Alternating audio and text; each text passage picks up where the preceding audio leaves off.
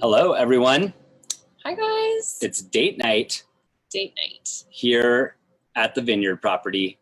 Megan and I are out at a really fun part in the loft where it overlooks the winery. So we'll give you a little shot of it maybe later on. You remind me, huh, babe? Yep, I'll remind you. All right, awesome. So we're hopefully a bunch of you saved a little date night for tonight so you could join us for this tasting. We're tasting two of our favorites. One that comes to us from Veneto, Italy region, and we love Italy, huh, Meg? Love Italy. Oh, I cannot wait to get back there. Once the travel bans are lifted, that is like first on my list, I think. What about you?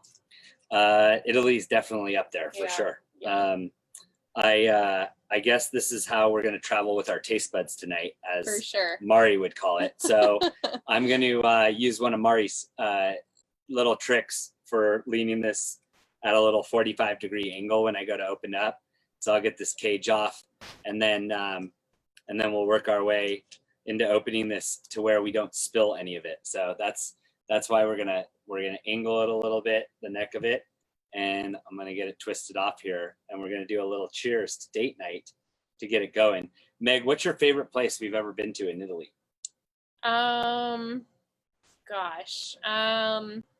It's got to be this little town called Montefiorelli.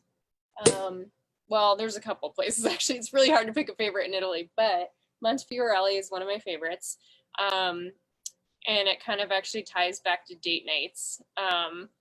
I think some of my favorite dates that we've had have always been the ones that are like completely unplanned. Mm-hmm. And there's like really no expectations. And so there was this, we were driving around Tuscany and came across this cute little town. It's like this, it's probably 400 or 500 years old. Just on a hillside in the middle of Tuscany. We could see it from afar, and we were getting closer and closer and wondering if we were going to be able to find it and get to it. And we finally did. And while we were there, we stopped by a little wine shop in the tiny little village, and picked up a bottle of wine. And then we went and sat on one of these like medieval walls that surrounds the village and just drank wine and talked and looked at the scenery and had some cheese and stuff like that. I think it was one of my favorite dates we've ever been on, and totally unexpected. So the unexpected ones are the best ones. I agree. Cheers, babe. Cheers. What's up with these glasses? I picked these out because of the theme of date night. These are the glasses that we had at our wedding. I love champagne coupes. I think they're that's why I recognize so it. pretty. We made a champagne tower out of them, and poured another one of our wines, our Shimmer sparkling Brut, into these, and it overflowed, and it was really fun. I feel like we should share our wedding video at some point with the Cause Entrepreneur community. Do you want to do that? Let's do it. So they could see the glasses that were in there and that champagne tower. So these are the actual glasses that we used for it, or are they just the same style? Well, they're same glasses, same brand. We just own these. The other ones were rentals, so we had to give them back. So this Prosecco is delicious, by the way. This is really, really good. This is one of my favorites. What do you like about it, babe? I love that. Yours is really pretty, by the way. There are little, some of you, when you pour it, you'll see that there's little spots where the bubbles are popping up in different areas around it versus just one at the bottom. It is really pretty. It's really crisp. It's really brilliant looking. Yeah. I think apple is one of the, green apple is one of the most obvious tastings. Yeah. Pear for sure for me. I like that it's not too sweet and it's also not too dry. It's just like a really nice, happy medium. This is definitely my favorite, probably my favorite sparkling that we produce. Yeah, a lot of people think when they think Prosecco, they think very sweet. Mm-hmm. This one is not that sweet. No. Proseccos tend to be a little sweeter than champagne or sparkling. As a reminder, champagne comes from the Champagne region, where a Prosecco, the grapes are coming from Veneto, which is just to the north of Venice. And so there they grow a grape called the Glera grape. And to be a true Prosecco, it needs to be Glera. Mm-hmm. And the grapes in a champagne are usually Chardonnays and Pinots. And so here you get one grape, a Glera grape, to make it a legitimate Prosecco. Yeah, I really, really like this. We're gonna have to Super go nice. up and check out Veneto and try a couple of their different Proseccos at some point. So you're gonna get you know, a little bit of I'm getting apple. Green apple's very obvious on them. What was the other flavor that you said? I said pear. Pear. Something else too is almost I think the sweetness, it almost just reminds me of like honey. Yeah, like kind of a honeycomb or honeydew, something. honey melon kind of a taste. Versus it feeling like so overly sugary on the palate. It's just like a nice, easygoing, soft, like honey flavor to it to me. Let's give it a honeysuckle. It's like Okay. somewhere between honeydew Honeysuckle. and honeysuckle. It's a love little bit tropical, but there is a little bit of that sweetness. And I would also say, like, compared to like a Brut champagne or something, instead of that bone dry finish, you're going to get a little bit of a creamier finish. So there's a little bit of you know, vanilla ice cream creaminess going on in there that I'm getting.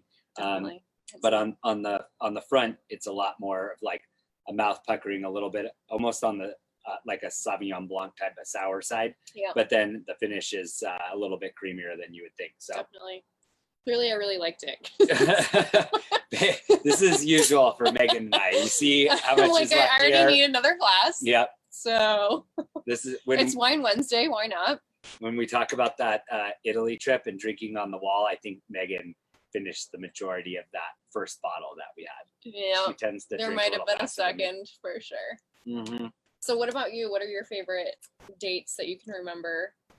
Or just like Our pick one of them? Our date night memories. I liked yesterday night. Yes. I flipped back around because I was leaving to a dinner that I had planned, and I was talking to the guy, and I basically moved it to a call, and Maggie and I grabbed the kayaks, and we went to a lake that's 12 minutes away and jumped on the Lake Hennessy, which is right amongst Pritchard Hill, some of the most beautiful vineyards in Napa Valley, and it's so serene out there. So I would say similarly, the ones where it wasn't on the calendar and there wasn't a lot of build up to it, and it just kind of happens.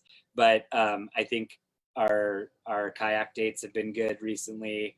I would say I remember our early dinner dates at Bonavita, that place where they would we had our first date, flip the lights on and off and stuff too when it was a birthday time, and they'd come out singing and blast the music, celebrate good times. But it was such good food, and they would allow you to bring in bottles of wine without any corkage if you were eating there. So I always love that because I'm pretty value driven, and I always like to bring bottles of ONEHOPE, and it allowed Megan and I to share drink the story with the servers and stuff too. That was always a fun thing to do. Yeah, absolutely. Do you want a little more of this before we go on to the Cabernet? I feel like it's been a long day, and it's really hot out here. I So know. this is like thirst quenching. It really is. While also being a little bit of a delicacy here too. So both necessity and luxury here. Yeah, absolutely.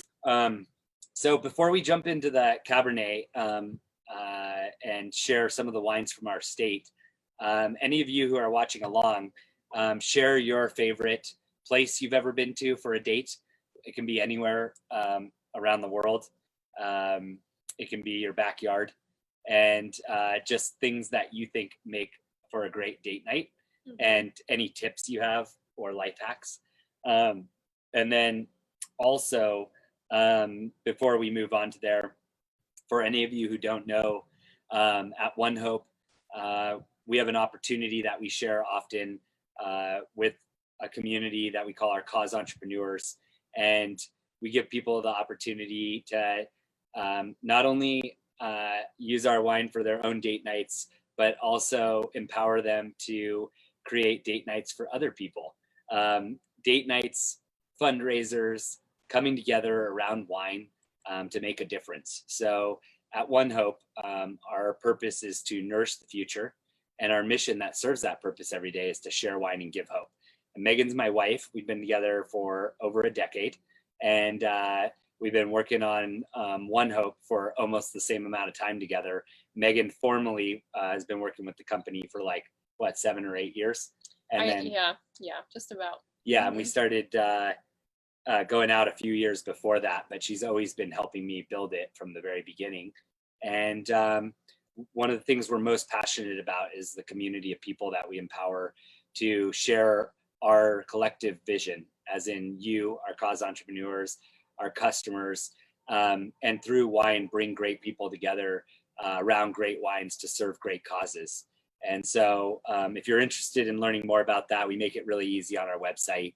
It's really easy to get into. You get a huge amount of wine knowledge and education, and it starts at $29. So we try to make it really affordable. You don't even have to buy our wine if you're not sure yet to participate in it. But at the end of the day, buy the wine. Yeah, buy the wine. Wine's awesome. We teach you all about all of our wines, but especially our entry-level wines, our Vintner collection wines. We don't have those today. Our Prosecco is from our international collection, and our Cabernet that we're about to try is from our iconic collection, which includes the wines off of our estate here, where we're calling in today, which is in the heart of Napa Valley in the Rutherford region. And our Vintner collection, though, is the first thing we take our cause entrepreneurs in, and we're really proud that 7 of the 9 of those have gotten 90 to 96 point ratings. So even our entry level wines at that $25 starting price point and on sale at $20 when you buy it by the case kicks butt. And they're wines that I'm proud to serve at our dinner table with our parents, or like this last weekend with our fathers coming over for Father's Day. We're proud to share all of our wines. We stand by all of them. And as cause entrepreneurs, we give people the ability to learn all about those wines and share them with people and really bring the Napa Valley wine tasting experience to people's homes. So, you know what I was just thinking about, actually? What's that? Okay, so bringing it back to date night, one of our very first dates was actually one of the very first events that we had like this. At the time, It was called Hope at Home. I actually don't even know if it was called Hope at Home then. It was called Hope at Home. Okay. I was going to bring it up at the end, but you beat me to it. I beat him to it. Yeah, no, it was Valentine's Day. Valentine's Day. And Jake had, this must have been what, 2009? Yep. Yeah, Valentine's Day 2009. And Jake was conducting an at-home tasting for some friends in Manhattan Beach, and really doing that, bringing Napa to your doorstep. I don't know, thing that you were talking about. And it was really awesome. So they ended up doing a blind tasting at that with our Chardonnay. Yeah, there were like 15 Chardonnays and 15 Cabernets. And our Cabernet ended up taking second place, and our Chardonnay took first. Took first place, and second place of the Chardonnays was, do you remember who? Rombauer. Yeah. So we were very flattered. That was very, very early on, but everybody was shocked. I was convinced that maybe they were just doing it to be nice. Yeah. But there were like over 30 people there, so they would have had to really coordinate if they were going to do that. And so, the Chardonnay won number 1 and the Cabernet number 2 behind Silver Oak Cabernet. Wow. So we were kind of laughing. But Megan was there. We were just on the early days. Valentine's Day. Yeah, I thought it was a date at least. I'm not sure if she recognized it as a date. Now, in retrospect, I recognize it as a date. She was thinking that we were working the event together. And at the time, I was including her because I knew more people would come up and want to hear about our wine if I was next to her. And so I think we sold like $2,000 of wine that night. It was a lot of wine. A bunch of people came up and bought cases and were super excited. And that's when we started realizing, like, wow, this is a story that people want to hear about. Definitely. People want to drink the wine. They love the wine. And so it did, not only was it good for my chances of dating Megan again, but it also worked out really well from an event standpoint and sales standpoint. And we left knowing that we had, funded a couple pet adoptions and provided meals for children fighting hunger and reforestation projects, because I was serving the Sauvignon Blanc. Yep. Our Zinfandel reunites veterans with a sense of purpose. And so throughout the night, in addition to everybody enjoying the wines, when they drank our wines and they bought our wines, they knew that they were making an impact. So it kind of turned the wine tasting that night into a charity event. And super cool. Needless to say, starting a wine brand was the coolest thing that I had to share with Megan. So I pulled her right into it, and she helped me share with other people. So for those of you who are with your significant other, I'm going to ask that you give them a cheers before we go on to the red wine. while we still have some Prosecco and a kiss. Cheers. Oh, Love you. cheers. Love you too. All right, I man, that's good. almost a second. I know glass. you're almost done with You your guys, second. it I'm is still very- working on this. It's very hot today. It's going down like water. It's very, very good. You know, Megan drinks Prosecco and champagne like water when it's really cold outside too, though. We could be in like a blizzard. We could be in her hometown of Michigan and she'd be crushing this bottle too. So don't let her say it's because it's hot. Ooh, Yeah. you feel that breeze? Yeah, That it feels is pretty nice. good. We just got a nice All right. So anything else to add about that Prosecco? I mean, I love its crispness. It's like got great bubbles inside. It really does stand out from our Bruts, which are, again, a lot more dry. Yeah. And just a really nice structure to it. Like you said, not too sweet. It's a little bit sweeter and it's going to have a little bit more sugar than a sparkling, but where a sparkling or champagne might have 100 calories per serving, this one might be 110, and you might get an extra half a gram or gram per liter of sugar. So you're talking about a half a gram or a gram. Yeah. Pretty minuscule. That's pretty minuscule when you start thinking about that little nibble of chocolate you had that had 3 grams of sugar, or that little nibble of a French fry that I had earlier today that was at least 10 calories. So all in all, you're talking about around 100 calories, still generally reasonable delight to take it. Yeah, So for sure. if I replaced all of my candy consumption and chocolate consumption with wine consumption, I would be going in a net positive direction. Yes. You have probably one of the most intense sweet tastes I've ever come across. Mm-hmm. I'm like such a savory person and Jake is such a sweet person. So I'm it's kinda savory funny. and sweet. We try to like balance each other out. Yeah, we try. All right, so what we're pouring right now is our Estate 8 Cabernet. The Estate 8 Cab is probably one of our most serious, complex, big kid wines right here. Yep. Not only is the bottle beautiful and bold and heavy and definitely makes an impact and a statement right from the beginning.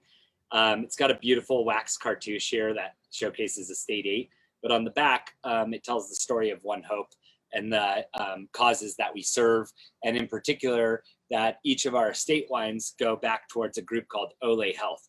So Ole Health helps provide healthcare for Napa Valley farm workers. Over 60% of them use it for theirs and their family's healthcare, which is a really special thing for us to be able to give back to, is the community of vineyard managers, viticulturalists, laborers, who all make Napa possible. The people who the wine industry is literally and figuratively built on the back of. They work so hard during harvest throughout the year to keep the vineyards in tip-top shape, and they're really one of the main reasons why Napa is considered amongst Italy and France as one of the best growing regions in the world. It's really nice for us to be able to give back to such a meaningful cause. But also on the back of the property, we celebrate the back of the label. We celebrate the property, and we highlight kind of an aerial of the vineyard and the specific block that it comes off of. So this estate wine in particular came off of block 1, and block 1 is generally yielding the best fruit on the property. This Cabernet, we grow with organic practices here on the property. This is from a vintage year where we were just changing over to being totally organic. And this is the very first vintage year in 2015, which is what we're tasting. You might have 2015 or 16 vintage at home.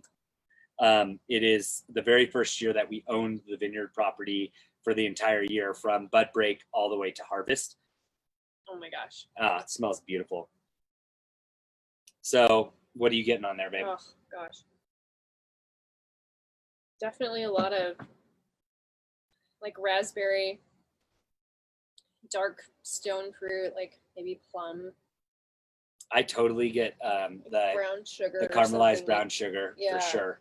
And then cigar, that smell of cigar, it's strong in it right now. Cigar box. That's so funny. Wine is so subjective because I'm not picking up on that right now. But maybe once I take a sip, we'll see. Once you take a sip, on the front there with the fruit on the wine, you're going to get that black cherry, that dark black cherry. Definitely. True to place for Rutherford Cabernets. You almost every Rutherford Cabernet, if not the primary, then the secondary tasting notes and fruit is going to be around cherry, black cherry. That kind of, I mean, big tannin, but velvety, delicate finish. I mean, this is a full-bodied, voluptuous wine, but it has this velvety, lingering tannin on it that's delicious. And then one of the calling signs of Rutherford Cabernet is the Rutherford dust that people talk about. Yeah. So as that finish lingers, you're going to get this kind of a cocoa powder finish. Coating. Yeah, definitely feeling that right now for sure. And getting a little bit more of the kind of tobacco vibes after taking a couple sips and after it's opened up a little bit.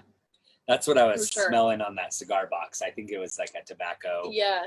It was that, I don't know, like not a musky smell, but yeah, the nose on it is big. It is, yeah. It's really amazing. Gosh, I love this wine. The sight of it's beautiful. I mean, depending on what background you look at it with, it's kind of this crimson red. But it, with a full background behind it, you're getting that dark cherry red, almost fading into black, you know? Yep. It's red around the edges, and then towards the middle, you're starting to get dark, and towards the middle of it, almost to such a dark red that you're getting into black and a little bit more onto the inky purple side. It is a beautiful wine by look. It has big legs because of the viscosity, thanks to the alcohol. And so you're going to see it just drain down there. See my legs? How I made that look. See that? That's nice. And we're going to twirl it around. This is called volatilizing the esters. So you're opening up, first and foremost, you're able to look into the winemaking style and understand, what's been put into it. In this particular wine, you're getting 21 months of oak, right? And it's all French oak that we age this in. So when you first smell it, that's a lot of what you're actually smelling. And then as you swirl it around, you open it up, then you're going to start getting the aromas of the fruit that's in it, and that Cabernet Sauvignon, and be able to tell, the grape type that is in there, and pick up on some of the other fruit nuances that go into it. Yeah, definitely. That cocoa powder finish is so pronounced on this. It's really interesting. That's definitely a calling sign of Rutherford.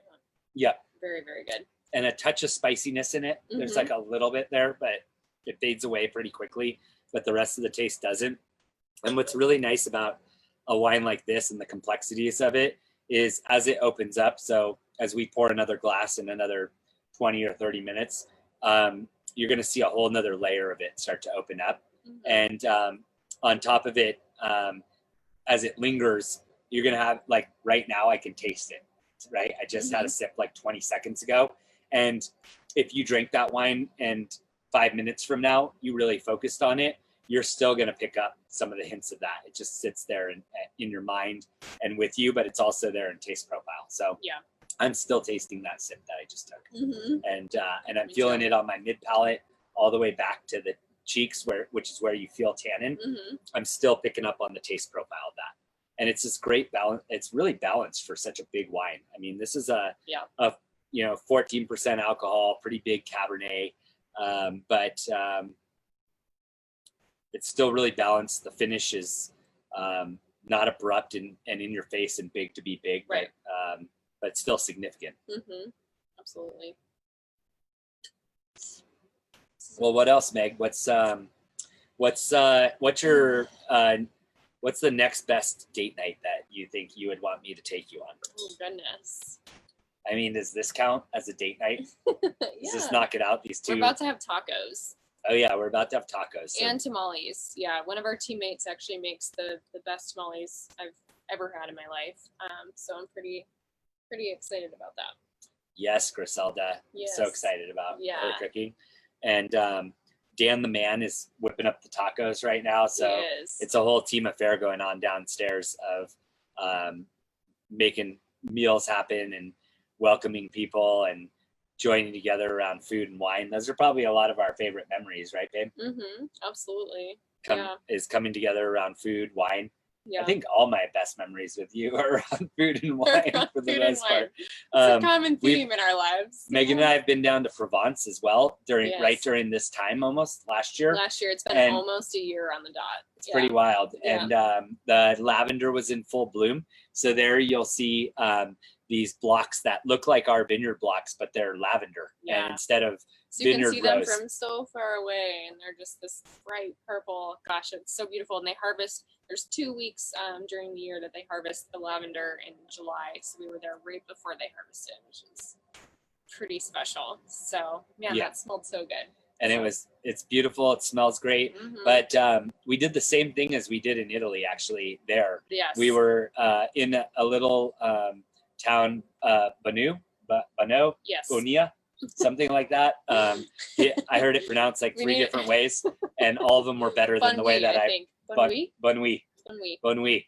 Yeah. There's an X in it, okay, at the end. Bonui. And that in that area of Provence, you've got Bonui, you've got Saignon, you've got Lacoste, you've got Gourds. So I think that day we were in Bonui and we got a bottle of wine, and almost at the top of every little town is a church up there. So we went up there to the old original church, and we sat on a wall and looked out over the lavender fields, and you could see big squares and big blocks out on the hills. And it's all purple. That was awesome. I shared it on my Instagram too. So if you don't follow me already, if you go there, you can go back and look. Yeah. Megan probably has much better pictures than me. She's at Meg Robbins. So you can go. I would venture to guess mine are better. Might be a little bit better. But I have a couple videos. You did a great job. Yeah. Of it, and you can see what it looks like.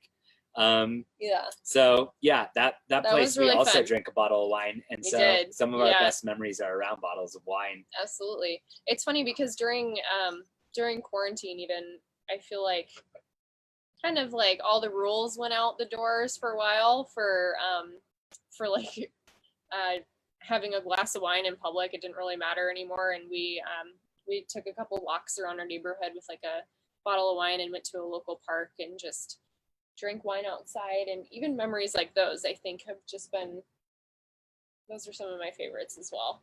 Yeah. Yeah. Just getting back to the basics and like keeping it really super simple, taking a bottle of wine and just going somewhere scenic and beautiful and getting outside in nature. It's one of my favorite things to do with you. So yeah, our best date nights are when we pack up a cooler with like a 750 of beer and a bottle of wine and 2 glasses.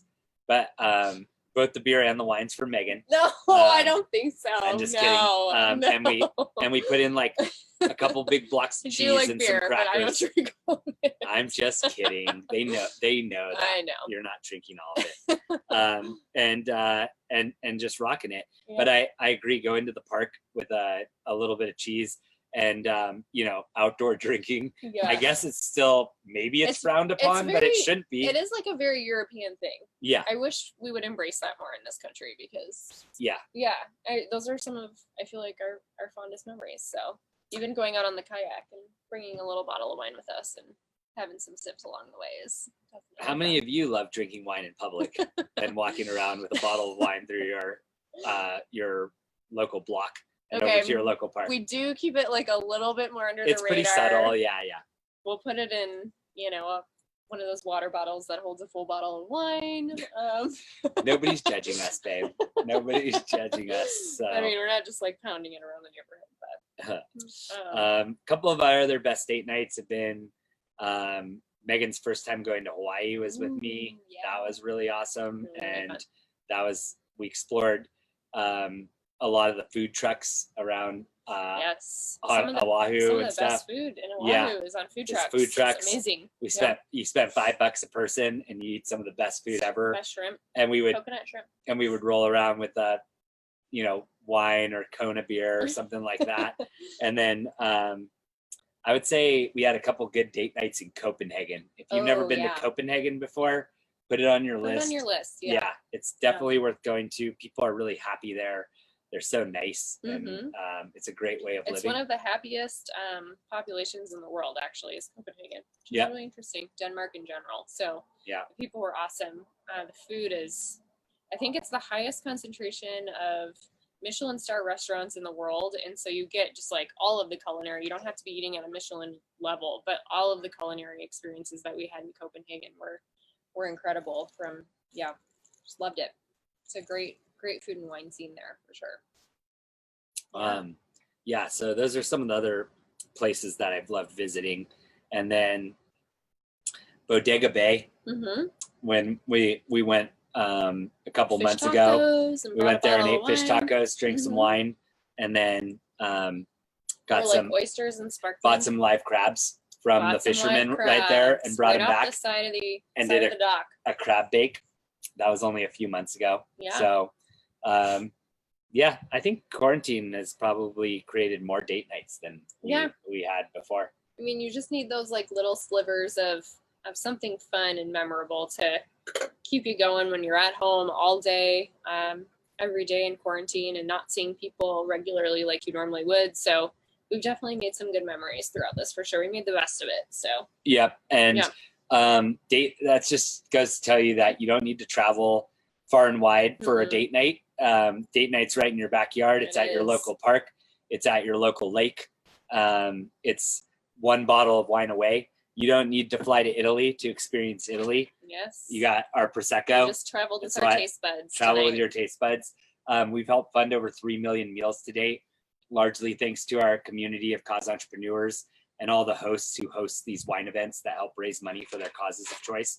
While they're raising money for their cause of choice, we're also generating donations for these built-in causes with each of our different varietals. So for any of you out there who are hosting an event tonight or have hosted with us and you helped raise money for your breast cancer walk or your kids' school or a natural disaster in your area, you also could be, by just from the purchasing that people are doing of these wines, they've also been funding meals for many years. They've been funding local Napa Valley farmers and their families who need extra support on the healthcare side. And you've been helping support our collective vision with ONEHOPE to nourish the future and to share wine and give back. So a date night's just one bottle away. You don't even need a fancy meal or anything else. One bottle of wine, 2 glasses, or frankly, no glasses and just a bottle opener and a bottle of wine. These wax tops, I opened it before, but you can just go right through the middle of them. And the same way that you open a normal bottle of wine, it takes a little extra. I recommend a strong bottle opener when you go to do that. Yep. And before we go, Maggie, why don't you show them what the winery looks like out there? Give them a little view out there.